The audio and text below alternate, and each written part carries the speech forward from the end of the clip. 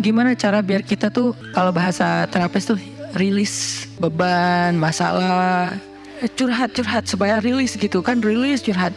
Oke, itu salah satu metode. Terus apa metode lain untuk kita rilis atau kita bisa healing dengan ayat-ayat Al-Quran?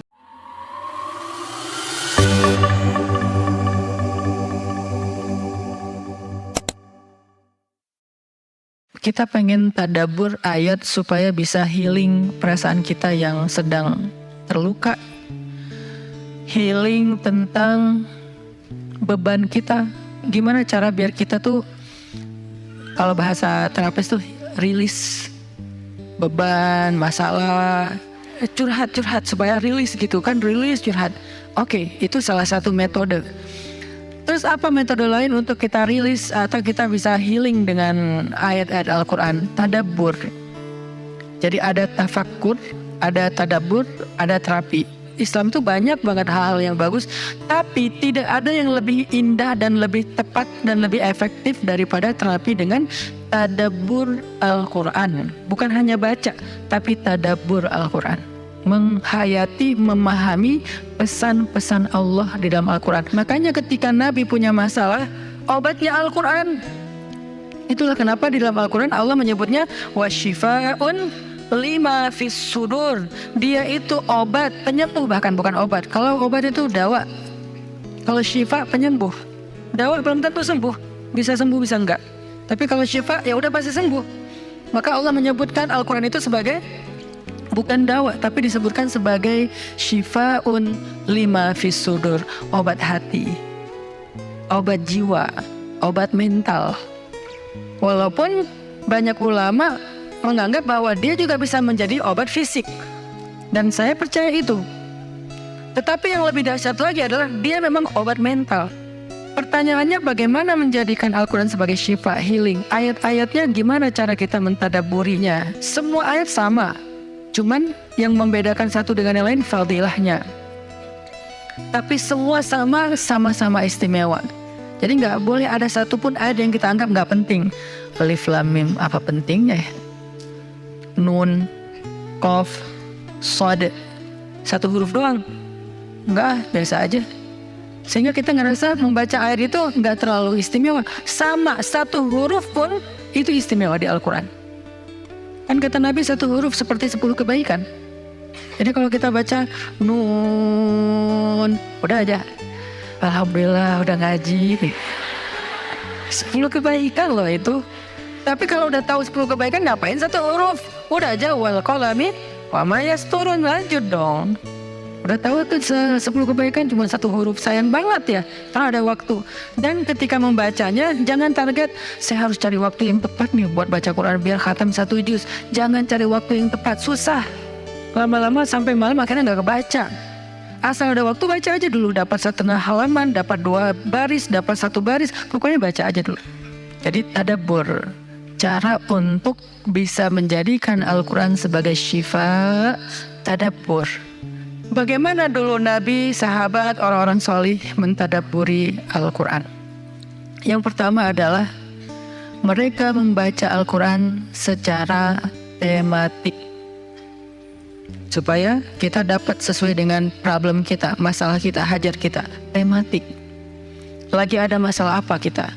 Karena ayat Al-Quran turun kepada Nabi pun secara tematik, secara kontekstual. Apa yang dialami Nabi, itulah ayatnya. Al-Quran tidak turun sekaligus kepada Nabi, turun sekaligusnya itu di Lauhul Mahfuz. Lalu sampai kepada Nabi berangsur-angsur selama 23 tahun. Kenapa berangsur-angsur, Ustaz? Dan kenapa nggak urut? Turunnya yang pertama adalah Al-Fatihah dan Al-Alaq. Kenapa sekarang Al-Fatihah lalu Al-Baqarah?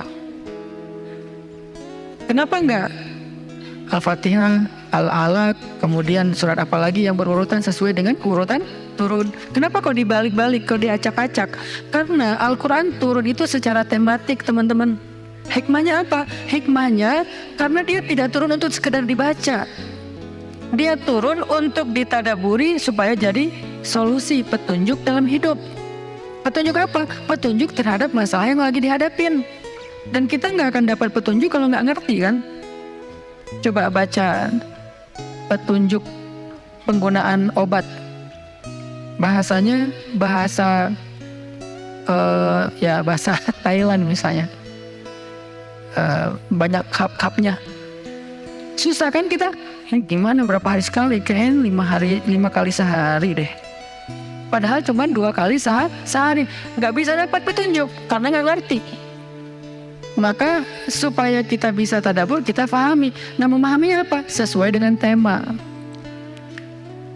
Kita boleh aja bagus banget malah baca Al-Quran secara berurutan, tapi itu target baca ya, target tilawah, bukan target tadabbur. Tadabbur beda sama tilawah. Tilawah tetap dia nggak usah diganggu gugat, udah segitu aja. 1 hari 1 juz, setengah juz, 2 bulan sekali khatam, sebulan sekali khatam, itu lanjut aja udah. Karena itu memang target membaca. Tapi target tadabbur beda sama target membaca. Bikin 2 target. Kalau tadabbur memang gak panjang-panjang dan gak berurutan, tematik. Kita mau lagi masalah apa sih? Gimana kita cari temanya Ustadz? 1, bisa nyari ke Simbah Google, ayat tentang, klik keluar. Buat kita yang mungkin kita sama nih dengan saya, masih sama-sama belajar, paling gampang tadi nanya aja ke Google, pakai aja indeks. Atau cara yang lebih, ini kalau mau, saya beberapa kali nyoba soalnya, kalau mau bukan ngetes ya, kalau mau agak sedikit lebih seru nih, agak lebih seru. Tapi kalau belum berhasil jangan salahin saya ya. Kalau agak lebih seru nih, saya suka gini, pegang Quran, lagi ada masalah nih, Bismillah, ayatnya pas, wah ini saya banget nih. Bisa kayak gitu juga metodenya. Jadi kayak minta dibimbing sama Allah aja gitu. Tapi kadang-kadang dapat ayatnya tuh nggak sesuai tema saya, Ustaz, kata kita.